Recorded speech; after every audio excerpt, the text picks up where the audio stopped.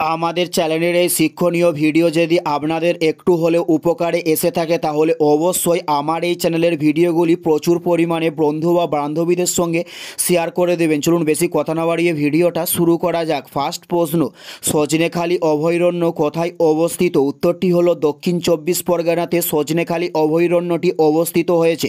উত্তরটি হলো দক্ষিণ চব্বিশ পরগনায়। নেক্সট প্রশ্ন, আমাদের হাতের তালুতে কোন ধাতুটি গলে যায়? উত্তরটি হলো গ্যালিয়াম ধাতুটি আমাদের হাতের তালুতে গলে যায়। উত্তরটি হলো গ্যালিয়াম ধাতুটি আমাদের হাতের তালুতে গলে যায়। নেক্সট প্রশ্ন, সিঙ্গালীলা জাতীয় উদ্যানটি কোথায় অবস্থিত হয়েছে? উত্তরটি হলো দার্জিলিংয়ে সিঙ্গালীলা জাতীয় উদ্যানটি অবস্থিত হয়েছে। উত্তরটি হলো দার্জিলিংয়ে সিঙ্গালীলা জাতীয় উদ্যানটি অবস্থিত হয়েছে। নেক্সট প্রশ্ন, পতঙ্গভুক উদ্ভিদকে কি বলা হয়? উত্তরটি হলো পিচার প্ল্যান্ট বলা হয় পতঙ্গভুক উদ্ভিদকে। উত্তরটি হলো পিচার প্ল্যান্ট বলা হয় পতঙ্গভুক উদ্ভিদকে। নেক্সট প্রশ্ন, 10% সূত্র কার দেওয়া? উত্তরটি হলো লিডেম্যানের দেওয়া 10% সূত্র।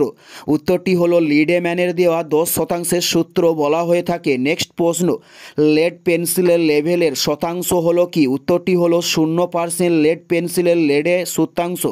উত্তরটি হলো 0% লেড পেন্সিলের লেডের শতাংশ। নেক্সট প্রশ্ন, তুর্কির রাজধানী কোথায়? উত্তরটি হলো অঙ্করা তুর্কির রাজধানী বলা হয়ে থাকে। উত্তরটি হলো অঙ্করা তুর্কির রাজধানী বলা হয়। তুর্কির রাজধানী কোথায়? উত্তরটি হলো অঙ্করাই। নেক্সট প্রশ্ন, কোন উদ্ভিদকে লুকিং গ্লাসটি কাকে বলে? উত্তরটি হলো সুন্দরী গাছকে লুকিং গ্লাসটি বলা হয়। উত্তরটি হলো সুন্দরী গাছকে লুকিং গ্লাসটি বলা হয়ে থাকে।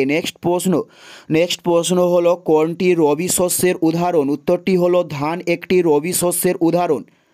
উত্তরটি হলো ধান একটি রবি শস্যের উদাহরণ। নেক্সট প্রশ্ন, টাইলেমিয়াল নামকরণের তৃতীয় নামটিকে কি বলা হয়? উত্তরটি হলো সাবস্পিসিস বলা হয় টাইলেমিয়াল নামকরণের তৃতীয় নামটি।